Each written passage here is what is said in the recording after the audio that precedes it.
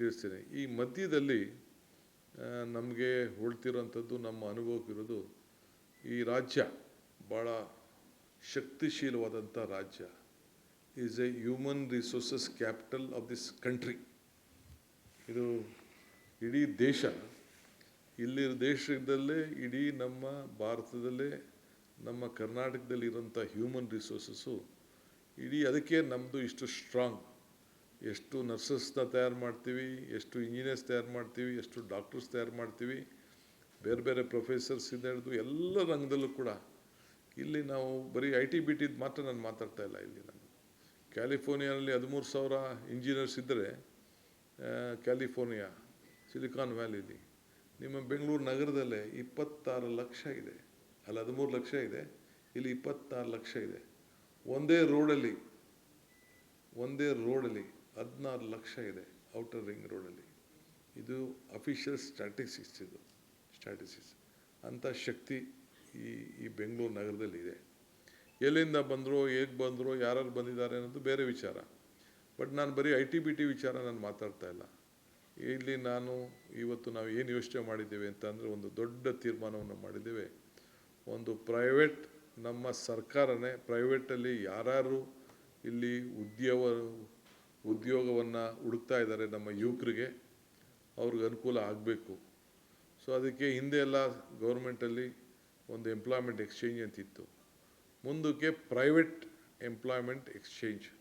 So ಯಾರೇ private ಉದ್ಯೋಗವನ್ನು ಪಡ್ಕೊಳ್ಬೇಕು, ಅವರು ಆಕರ್ಷಣೆ ಮಾಡಬೇಕು ಉದ್ಯೋಗಸ್ಥರನ್ನ ಅಂತ ಹೇಳಿ ಬಯಸ್ತಾರೆ. ಸೊ ಅವರಿಗೆಲ್ಲ ಕೂಡ ಅವರು ನಮ್ಮಲ್ಲಿ ಎನ್ರೋಲ್ ಮಾಡಿ, ಯಾವುದಾದ್ರು ಒಂದು ಹಾಸ್ಪಿಟ್ಲ್ ಇರ್ಬೋದು, ಒಂದು ಹೋಟ್ಲ್ ಇರ್ಬೋದು, ಒಂದು ಬೇರೆ ಯಾವುದೇ ಇರ್ಬೋದು, ಯಾವುದೇ ರಂಗ ಇರ್ಬೋದು, ಇದು ಬರೀ IT-BT ಒಂದೇ ಅಲ್ಲ, ಎಲ್ಲರೂ ಕೂಡ ಇಲ್ಲಿ ಅವ್ರದ್ದು ಎಷ್ಟು ಎಂಪ್ಲಾಯ್ಮೆಂಟ್ ಬೇಕು ಅನ್ನೋದು ರಿಜಿಸ್ಟರ್ ಮಾಡ್ಕೊಳ್ಬೇಕು. ವಿದ್ಯಾರ್ಥಿಗಳು ಒಂದು ಫೆಸಿಲಿಟಿ ಸೆಂಟರ್, ಅವ್ರಿಗೆ ಏನು ಬೇಕು, ಆ ಒಂದು ಕಂಪ್ನಿಗೆ, ಆ ಸಂಸ್ಥೆಗೆ ಯಾವ ರೀತಿ ಉದ್ಯೋಗ ಬೇಕು ಅನ್ನೋದನ್ನು ತಕ್ಕಂತೆ ಟ್ರೈನಿಂಗ್ ಕೂಡ ನಾವೇ ಮಾಡಿ, ನಾವೇ ಆ ಹುಡುಗರುಗಳನ್ನ ತಯಾರು ಮಾಡಿ, ಅದಕ್ಕೆ ತಕ್ಕಂಥ, ಈಗ ನಿಮ್ಮ ಮೀಡಿಯಾಗೆ ಯಾರಿಗಾರು ಬೇಕು ಅಂತಂದರೆ, ನಿಮ್ಮ ಮೀಡಿಯಾಗೆ ಯಾವ ರೀತಿ ಬೇಕು ಅನ್ನೋದನ್ನ, ನಿಮ್ಮ ಮೀಡಿಯಾಗೆ ಏನು ಬೇಕು ಅಂತೇಳಿ ಕೂಡ ಟ್ರೈನಿಂಗ್ ಮಾಡಿ, ಅಲ್ಲಿಂದನೇ ಅವ್ರಿಗೆ ಆಯ್ಕೆ ಮಾಡಿಕೊಂಡು, ನಾವು will not force them, will learn free. But ಅದರಲ್ಲಿ ಕರ್ನಾಟಕ ರಾಜ್ಯದವ್ರಿಗೆ ಹೆಚ್ಚಿಗೆ ಪಾಲನ್ನು ಕೊಡಬೇಕಾಗ್ತದೆ. ನಮ್ಮ ಕರ್ನಾಟಕ ಕನ್ನಡಿಗರಿಗೆ ಮೆಜಾರಿಟಿ, ಅದನ್ನು ಎಷ್ಟು ಪರ್ಸೆಂಟು, ಏನು ಪರ್ಸೆಂಟ್ ಅಂತೇಳಿ ಸ್ವಲ್ಪ ನಮ್ಮ ಸಂಸ್ಥೆಯವ್ರನ್ನೂ ಕೂಡ ನಾವು ಕರೆಸಿ, ನಮ್ಮ ಯಾರ್ಯಾರು ನಮ್ಮ FKCC ಅವ್ರು ಇರ್ಬೋದು, ಬೇರೆ ನಮ್ಮ ಎಲ್ಲ ರಂಗದಲ್ಲಿರ್ಬೋದು, ಮೆಡಿಕಲ್ ಇರ್ಬೋದು, ಕಾಲೇಜಸ್ ಇರ್ಬೋದು, ಎಲ್ಲರೂ ಕೂಡ ಕರೆಸಿ ಅವ್ರನ್ನೂ ಕೂಡ ವಿಶ್ವಾಸಕ್ಕೆ ತೆಗೆದುಕೊಂಡು, ನಮಗೆ ನೀವು ಫೋರ್ಸ್ ಮಾಡ್ತಾಯಿದ್ದೀರಿ, ಅಲ್ಲಿ ಟೆಕ್ನಿಷಿಯನ್ ಸಿಗಲ್ಲ, ಹೊರಗಡೆಯಿಂದ ಬರ್ತಾಯಿದ್ದಾರೆ, ಇವೆಲ್ಲ ಕೂಡ ಬರ್ತದೆ. ಸೊ ಅವನು ಕೂಡ ವಿಶ್ವಾಸಕ್ಕೆ ತೆಗೆದುಕೊಂಡು ನಾವು ಆ ಪರ್ಸೆಂಟೇಜ್ನ ನಾವು ಫಿಕ್ಸ್ ಮಾಡ್ತೇವೆ.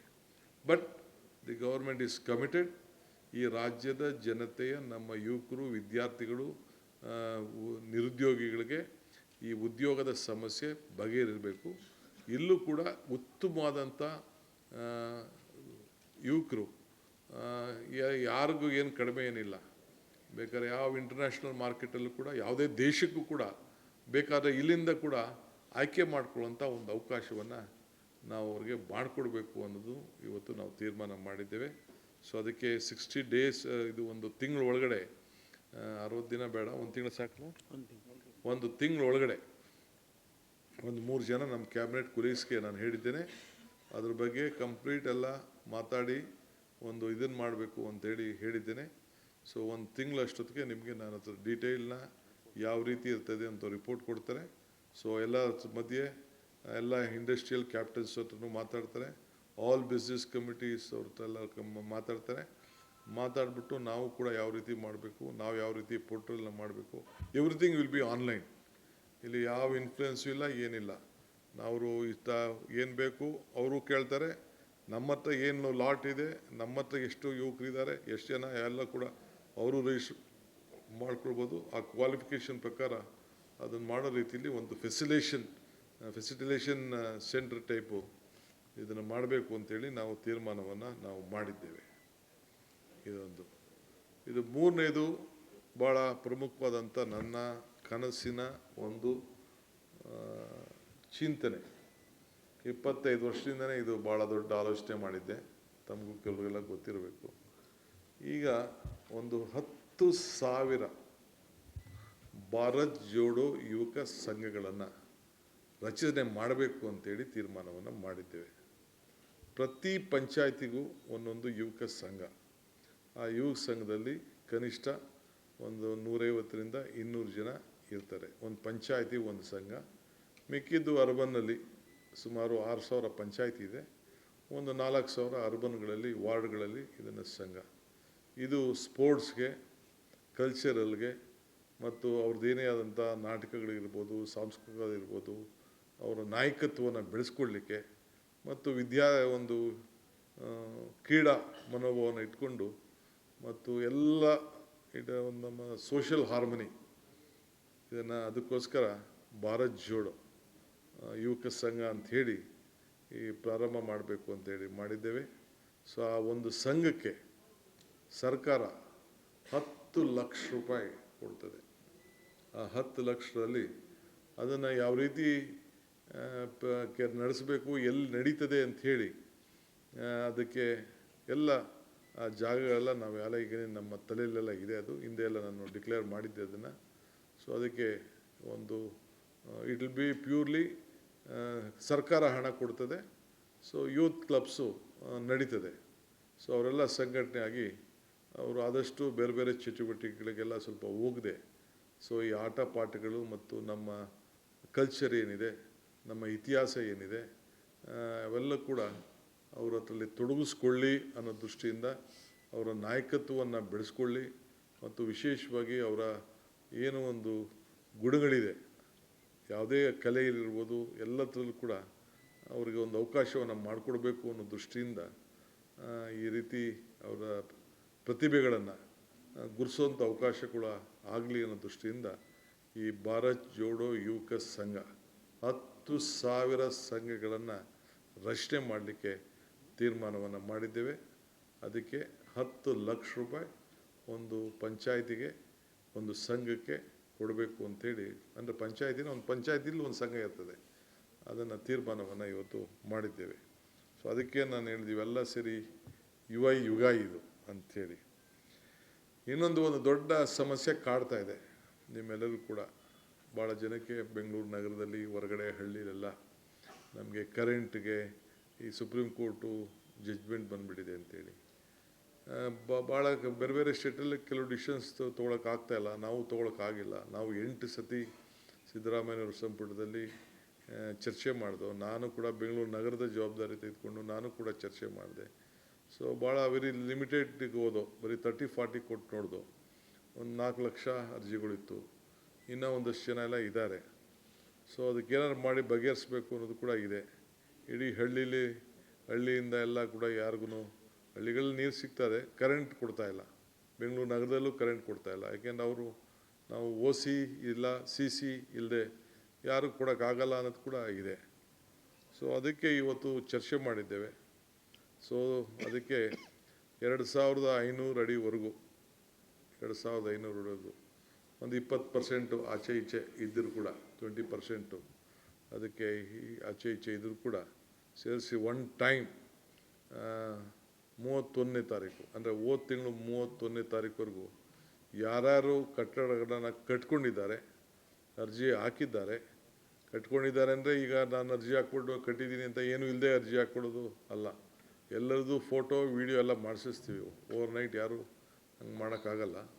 So they have to apply with a proper photograph, videograph, ಅದೆಲ್ಲ ನಮ್ಮ ಲೋಕಲ್ ಬಾಡೀಸ್ಗೆ ಅದಕ್ಕೆಲ್ಲ ನಾವು ತಿಳಿಸ್ತೇವೆ. ಈ ಗ್ರಾಮ ಪಂಚಾಯತಿ ಇರ್ಬೋದು, ಮುನ್ಸಿಪಾಲ್ಟಿ ಇರ್ಬೋದು, ಕಾರ್ಪೊರೇಷನ್ ಇರ್ಬೋದು, GBA ಇರ್ಬೋದು, ಎಲ್ಲೇ ಆಗಲಿ. ಸೊ ಅದಕ್ಕೆ ಒಂದು ಅವಕಾಶವನ್ನು ಮಾಡಿಕೊಡ್ಬೇಕು ಅಂಥೇಳಿ ನಾವು ತೀರ್ಮಾನವನ್ನು ಮಾಡಿದ್ವಿ. ಯಾಕೆಂದರೆ ನೀರು ಕೊಡಬೇಕಾದ್ದು ನಮ್ಮ ಡ್ಯೂಟಿ. ಎಲೆಕ್ಟ್ರಿಸಿಟಿ ಕೆಲವೆಲ್ಲ ಟೆಂಪ್ರರಿ ಕಲೆಕ್ಷನ್ಸ್ ತೆಗೆದುಕೊಂಡಿದ್ದಾರೆ. ಆ ದೃಷ್ಟಿಯಿಂದ ಅದನ್ನೆಲ್ಲ ಯಾವ ರೀತಿ ಒಂದು ಸರ್ಕಾರದ ಮಟ್ಟದಿಂದ ಇವತ್ತು ಅವ್ರಿಗೊಂದು ರಿಲೀಫ್ ಕೊಡಬೇಕು ಅಂತ ತೀರ್ಮಾನ ಮಾಡಿದ್ದೇವೆ. ಇದಲ್ಲದೆ B2A ಖಾತಾ, ಅದು ಒಂದು ದೊಡ್ಡ ಸಮಸ್ಯೆ. ಬೆಂಗಳೂರು ನಗರದಲ್ಲಿ ಒಂದು ದೊಡ್ಡ ಆಂದೋಲನ ಟೈಪ್ ನಡೆಸ್ತಾ ಇದ್ದೀನಿ. ಇನ್ನು ಇದೇ ಟೈಮು.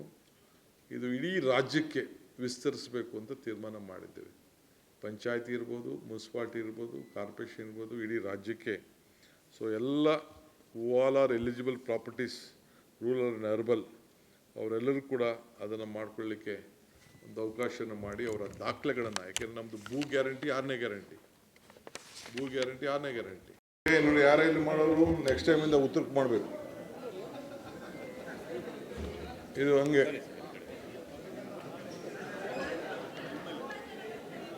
ನೆಕ್ಸ್ಟ್ ಟೈಮ್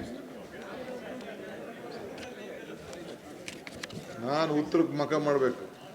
ನಮ್ಮ ಮುನಿಯಪ್ಪನವ್ರು ಹೇಳ್ತಾ ಇದ್ದಾರೆ ನನಗೆ.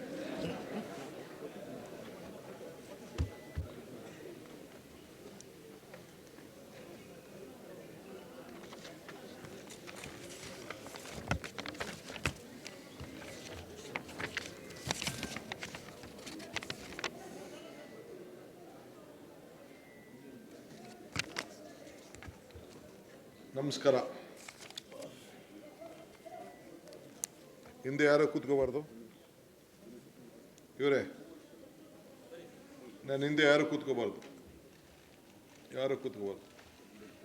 ತ್ಯಾಗರಾಜ್, ಯಾರು ಕೂತ್ಕೋಬಾರ್ದು ನನ್ನ ಹಿಂದೆ. ಬೇರೆ ಲೀಡರ್ಗಳು ಯಾರು ಇರಬಾರ್ದು. ಬರೀ ನಮ್ಮ ಆಫೀಸರ್ಸ್ ಯಾರು ಒಬ್ಬರು ಇಬ್ಬರು ಇರಲಿ ಅಷ್ಟೇ, ನಥಿಂಗ್. ಫೋಟೋಗೆ ಫೋಸ್ ಕೊಟ್ಕೊಂಡು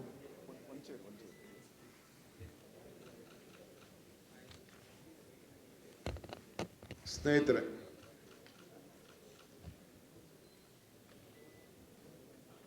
ಗೌರವಾನ್ವಿತ ಉಪಮುಖ್ಯಮಂತ್ರಿಗಳಂತ ಪರಮೇಶ್ವರ್ ಅವರೇ, ಹಿರಿಯರಂತ ಕೆ.ಎಚ್. ಮುನಿಯಪ್ಪನವರೇ,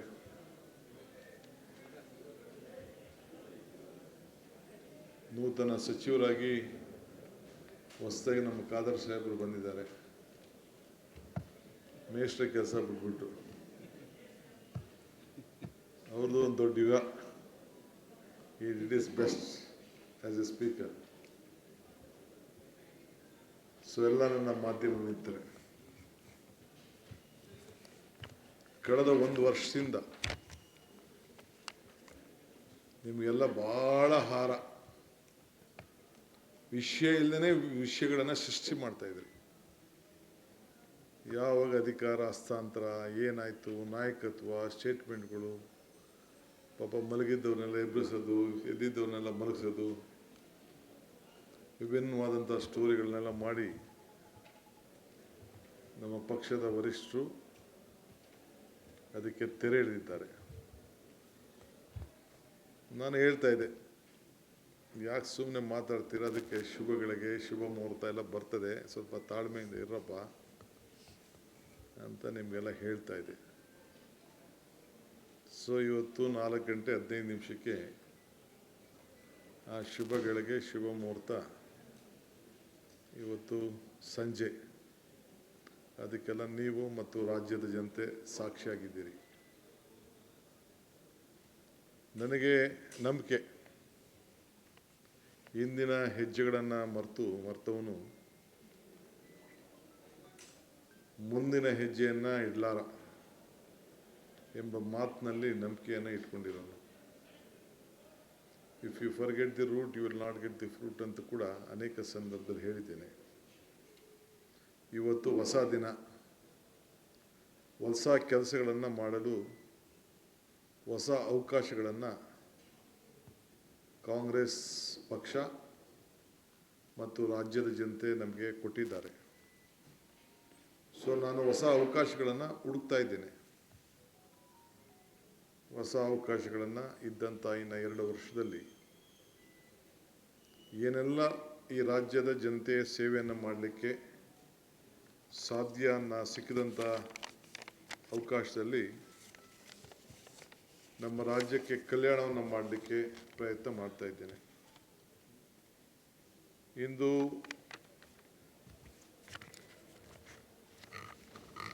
ರಾಜ್ಯದ ರೈತರು ನಮ್ಮ ಬೆನ್ನೆಲುಬು, ಕೂಲಿ ಕಾರ್ಮಿಕರು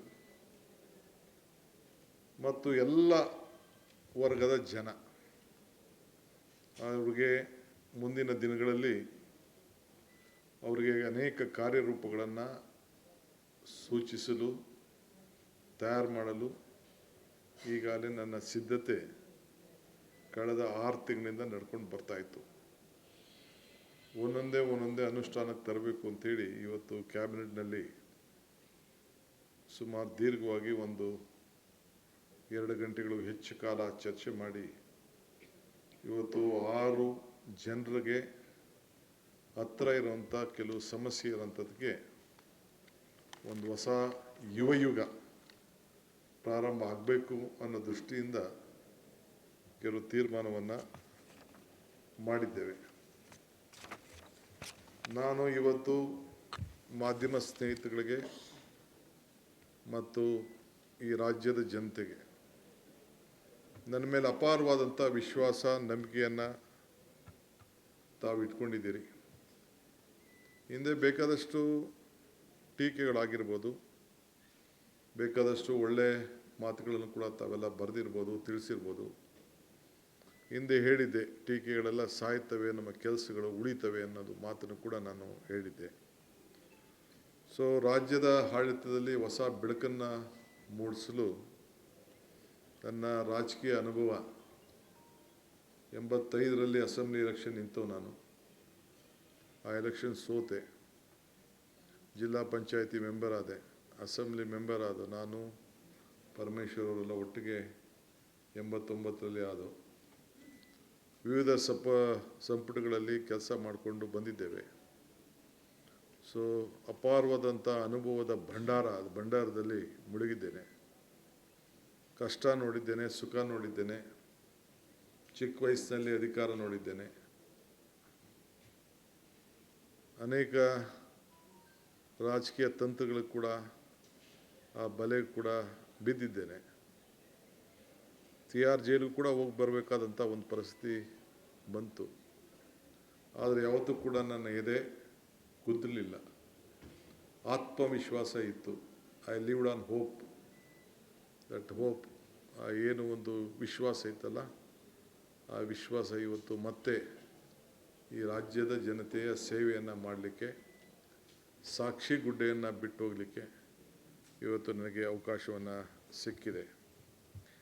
ಈ CM ಕುರ್ಚಿ ಇದು ನಂದಲ್ಲ, ನಾಡಿನ ಜನರದು. ಇದು ನಮ್ಮ ಕಾಂಗ್ರೆಸ್ ಕಾರ್ಯಕರ್ತರು ಮತ್ತು ನಾಡಿನ ಜನತೆ ನಮಗೆ ಕೊಟ್ಟಂಥ ಇದೊಂದು ಅವಕಾಶ.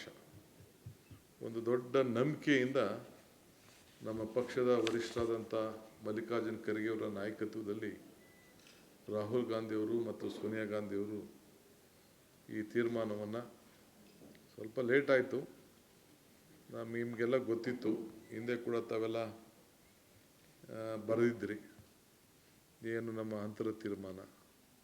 ಮಾನ್ಯ ಶ್ರೀ ಸಿದ್ದರಾಮಯ್ಯನವರು ಕೂಡ ಮಾತನ್ನು ಉಳಿಸ್ಕೊಳ್ತೇನೆ ಅಂತ ಹೇಳಿ ಅವರು ಕೂಡ ಭರವಸೆಯನ್ನು ಕೊಟ್ಟು, ಅವರು ಕೂಡ ಹೇಳ್ತಾಯಿದ್ರು, ಪಕ್ಷದ ವರಿಷ್ಠರು ಯಾವತ್ತು ಹೇಳ್ತಿರೋ 5 ನಿಮಿಷನೂ ಇಲ್ಲದೆ ಅವ್ರು ಹೇಳ್ದಂಗೆ ನಾನು ಕೇಳ್ತೀನಿ ಅಂತ ಹೇಳಿ ಸಿದ್ದರಾಮಯ್ಯನವ್ರು ಹೇಳಿದರು.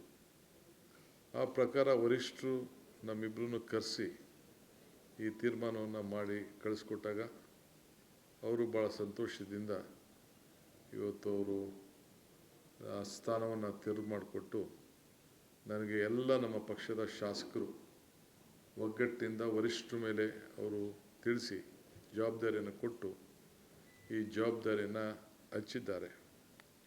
ಸೊ ಗ್ರಾಮೀಣ ಅಭಿವೃದ್ಧಿ, ಗ್ರಾಮೀಣ ರೈತರ ಬದುಕು ಎಲ್ಲ ಕೂಡ ಬಲ್ಲೆ.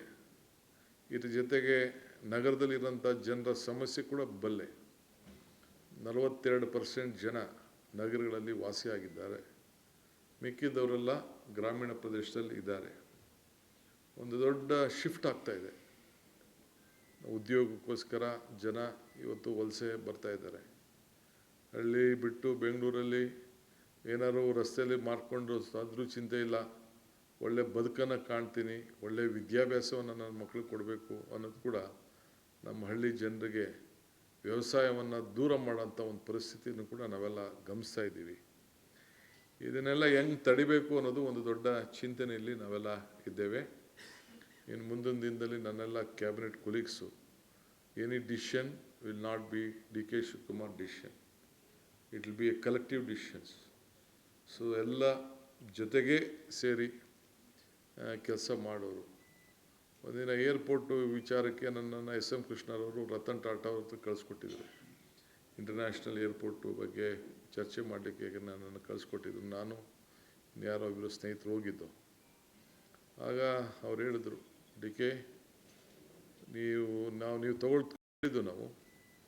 ಅವರಿಲ್ಲ, ನಾನು ತೊಗೊಳಕ್ಕೆ ಹೋಗಲ್ಲ, ನೀನು ಒಬ್ಬರೇ ಮಾಡೋಕ್ಕೆ ಹೋಗಬೇಡಿ, ನೀವು ಯಾರೋ 2-3 ಜನ ಸೇರಿ ಕನ್ಸೋರ್ಟಿಯಂ ಮಾಡಿ, ನನಗಿಷ್ಟ ಇಲ್ಲ ಅಂತೇಳಿ ಬೆಂಗಳೂರು ಏರ್ಪೋರ್ಟ್ ಬಗ್ಗೆ ಅವರು ಬೇರೆಯವ್ರಿಗೆ ವಹಿಸಿ ಅಂತ ಹೇಳಿದ್ರು. ಆಮೇಲೆ ನಾವು ಒಂದು ಕನ್ಸೋರ್ಟಿಯಂ ಮಾಡಿ ಆ ತೀರ್ಮಾನವನ್ನು ಮಾಡಿದೋ. ಆಗ ಒಂದು ಮಾತು ಹೇಳಿದರು, if you want to walk fast, walk alone.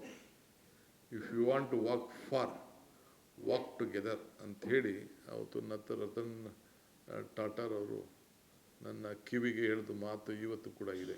ಹಾಗೆ ಇವತ್ತು ನಂದು ತೀರ್ಮಾನ, ನಮ್ಮ ಪಕ್ಷದ ಎನಿ ಡಿಸಿಷನ್ಸ್ ಯುನಿಟರ್ಲಿ ತೆಗೆದುಕೊಳ್ಳೋಕೆ ನಾನು ಹೋಗೋದಿಲ್ಲ.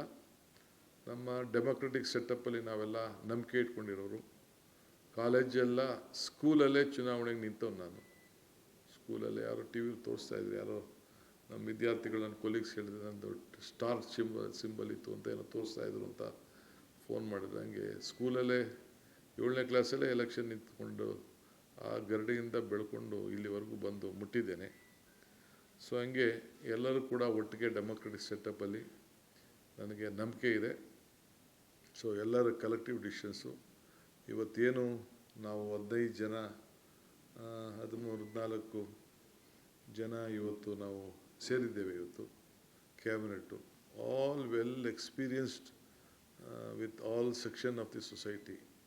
ಸೊ ಈ ಕ್ಯಾಬಿನೆಟೇ ನಿಮ್ಗೆ ಹೇಳ್ತದೆ, ಈ ನಾಡಿನ ಸರ್ವ ಜನಾಂಗದ ಶಾಂತಿಯ ತೋಟ ಏನು ಕುವೆಂಪುರವ್ರು ಹೇಳಿದ್ರು, ಆ ಕುವೆಂಪುರವ್ರು ಹೇಳಿದ್ದೇ ಈ ನಮ್ಮ ಕ್ಯಾಬಿನೆಟ್ನಲ್ಲಿ ಬಿಂಬಿಸ್ತಾ ಇದೆ ಅನ್ನೋದನ್ನು ತಾವೆಲ್ಲ ಕೂಡ ಕಾಣ್ತಾ ಇದ್ದೀರಿ.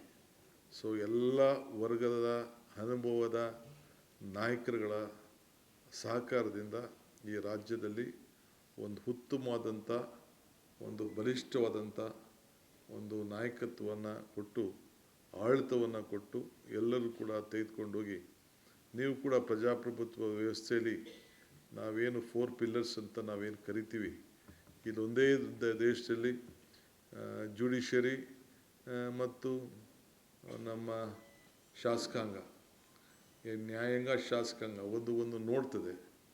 ಇಲ್ಲೇ ಪಕ್ಕದಲ್ಲೇ ಕಾರ್ಯಾಂಗ ಕೃಷ್ಣ ಸಾಹೇಬರು ಕೂಡ ಪಕ್ಕದಲ್ಲಿ ಒಂದು ಹೊಸ ಸೌಧವನ್ನು, ವಿಕಾಸವನ್ನು ಕಟ್ಟಿಸಿದ್ದಾರೆ.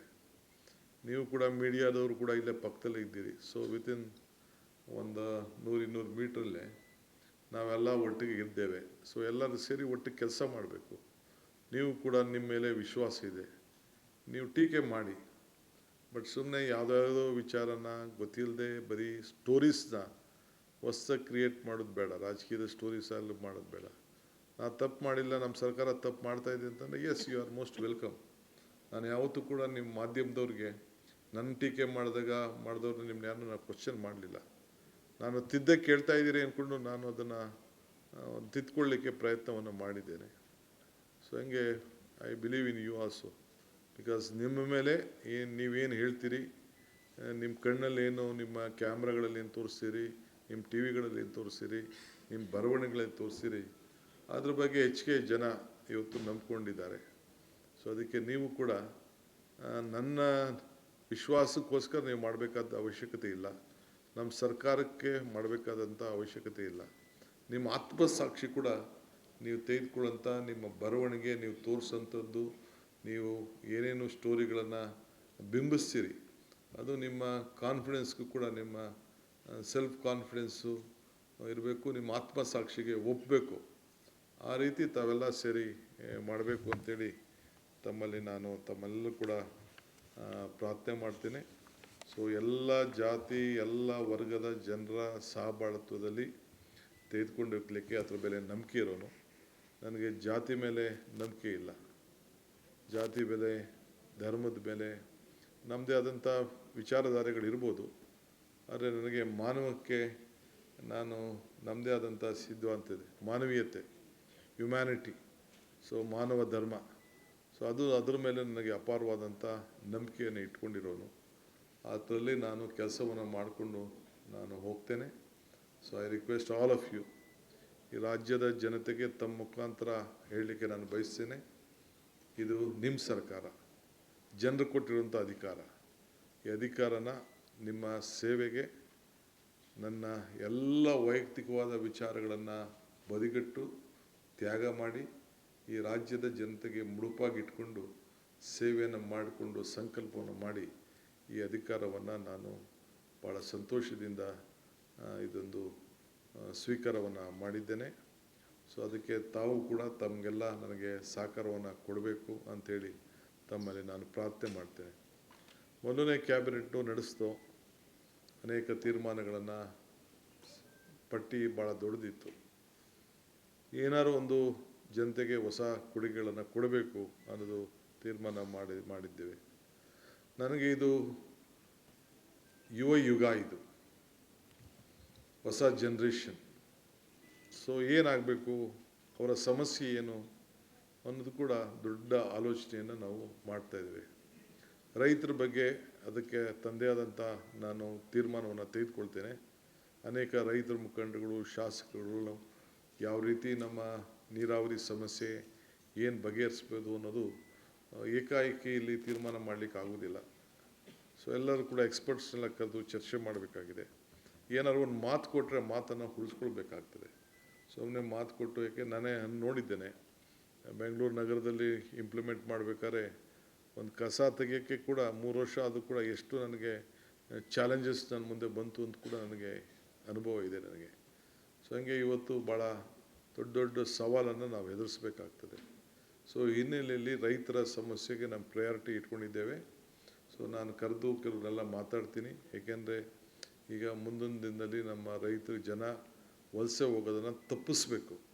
ಹಳ್ಳಿಯಿಂದ ಬೆಂಗಳೂರು ನಗರಗಳಿಗೆ ಉದ್ಯೋಗಕ್ಕೋಸ್ಕರ ಬರುವಂಥವ್ರು. ಸೊ ಅಗ್ರಿಕಲ್ಚರು, ಹಾರ್ಟಿಕಲ್ಚರು, ಫ್ಲಾರಿಕಲ್ಚರು, ಸಿರಿಕಲ್ಚರು, ಇವೆಲ್ಲ ಏನಿದೆ, ಸಿಲ್ಕು, ಮಿಲ್ಕು, ಇವೆಲ್ಲ ಇದು ಡಿಗ್ರೇಡ್ ಅನ್ನೋದು ಭಾವನೆ ನಮ್ಮ ಯಾವ ರೈತರಿಗೂ ಬರಬಾರ್ದು. ಅವನಿಗೆ ಆತ್ಮವಿಶ್ವಾಸ ಮೂಡಿಸ್ಬೇಕು. ಅದಕ್ಕೆ ಅನೇಕ ಸಲಹೆಗಳನ್ನು ನಿಮ್ಮ ಹತ್ರನೂ ಕೂಡ ಕೇಳ್ತೇನೆ, ಚರ್ಚೆ ಮಾಡ್ತೇನೆ. ಸೊ ಮಾಡಿ ಅದ್ರ ಬಗ್ಗೆ ತೀರ್ಮಾನ ಮಾಡ್ತೀವಿ.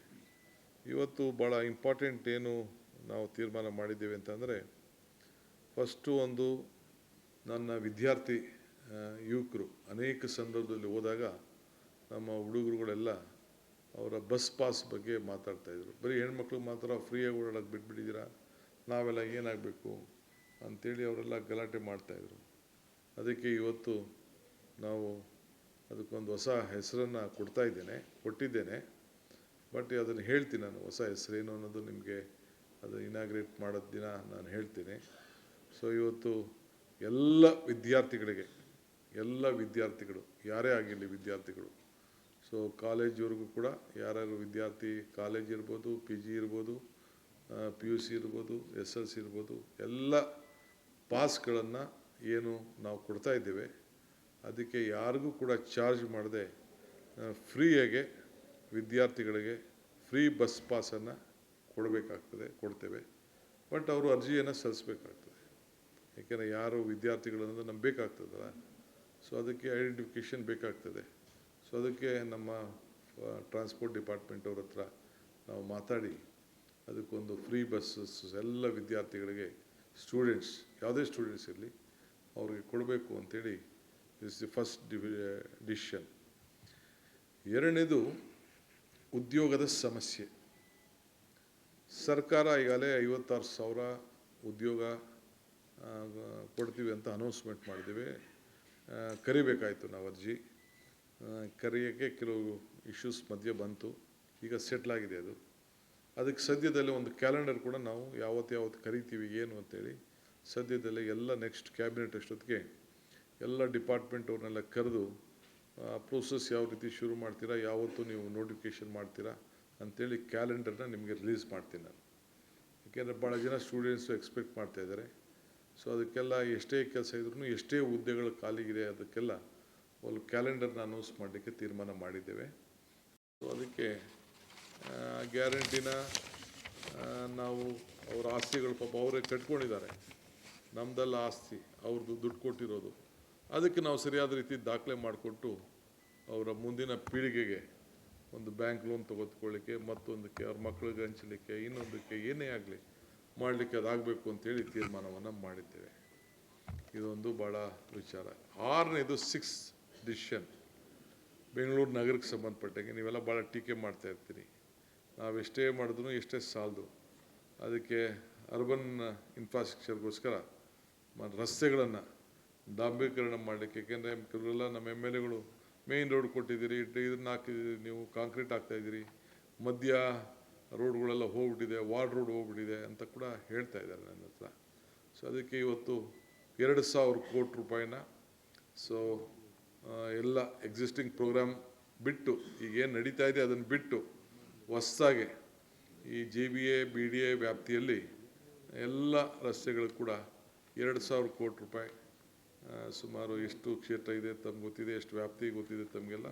ಸೊ BDA ಏರಿಯಾನೂ ಸೇರಿ GBA ಏರಿಯಾನೂ ಸೇರಿ 2,000 ಕೋಟಿ ರೂಪಾಯಿನ ಬರೀ ರೋಡ್ಸ್ಗೆ ಇನ್ವೆಸ್ಟ್ಮೆಂಟ್ ಮಾಡಿ ಇನ್ನೊಂದು 3-4 ತಿಂಗಳಲ್ಲೇ ಅದಕ್ಕೆ ಮಾಡಬೇಕು ಅಂತೇಳಿ ಒಂದು ಡಿಸಿಷನ್ನ ನಾವು ತೆಗೆದುಕೊಂಡಿದ್ದೇವೆ.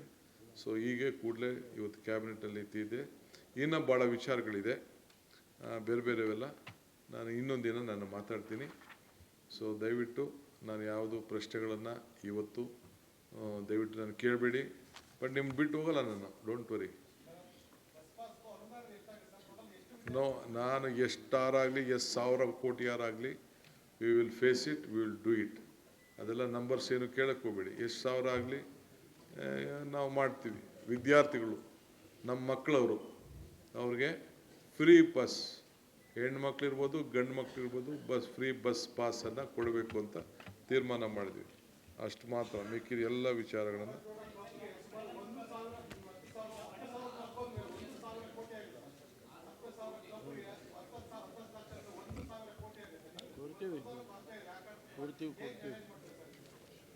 ಇದು DK ಶಿವಕುಮಾರ್ ಗೌರ್ಮೆಂಟ್ ಇದು. Thank you.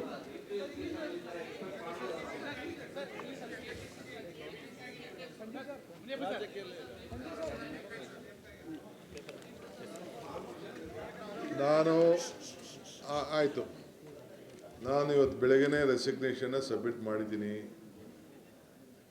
ನಮ್ಮ ಹಿರಿಯ ನಾಯಕರಾದಂಥ BK ಹರಿಪ್ರಸಾದ್ ಅವರನ್ನು ಹೊಸ ಅಧ್ಯಕ್ಷರಾಗಿ ನಮ್ಮ ನಾಯಕರು ನೇಮಕ ಮಾಡಿದ್ದಾರೆ. ಅವರು ಯಾವಾಗ ಬೇಕು ಅಧಿಕಾರ ತೆಗೆದುಕೊಳ್ತಾರೋ ಅಂತ ಹೇಳ್ತಾರೋ. ಈಗ ನಾನು KPCCಗೆ ಹೋಗ್ತಾ ಇದ್ದೀನಿ. ಅಲ್ಲಿ ಕಾರ್ಯಕರ್ತರು, ನಮ್ಮ ಲೀಡರ್ಗಳೆಲ್ಲ ವೆಯ್ಟ್ ಮಾಡ್ತಾಯಿದ್ದಾರೆ, 5-6 ಗಂಟೆ ವೆಯ್ಟ್ ಮಾಡ್ತಾಯಿದ್ದಾರೆ. ಸೊ ನಾನು ಅವ್ರು ಯಾವಾಗ ಬೇಕು ಅಧಿಕಾರನ ಅವ್ರಿಗೆ ರೆಸ್ಪಾನ್ಸಿಬಿಲಿಟಿನ ಟ್ರಾನ್ಸ್ಫರ್ ಮಾಡ್ತೀನಿ.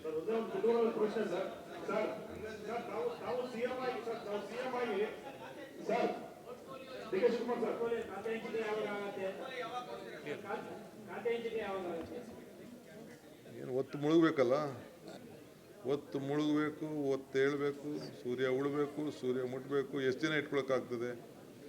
ತೀರ್ಮಾನ ಆಗಿದೆ.